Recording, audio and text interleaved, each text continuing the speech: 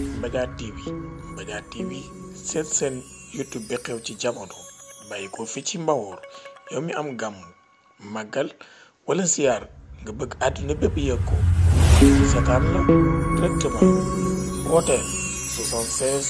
751 71 45 Mbadiar TV daal ci kaw ca kanam abonné te bës kolos bi ngir nga mën a am bépp vidéo bu jàll ci Mbadiar TV 76 la 751 71 45 Mbadiar TV daal kaw ca kanam.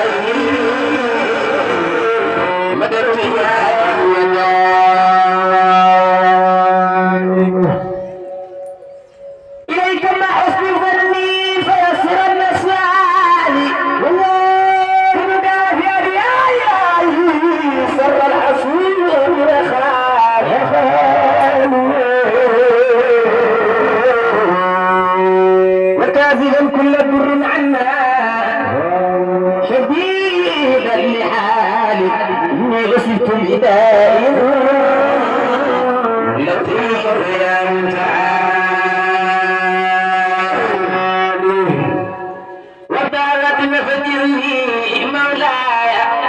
يا خير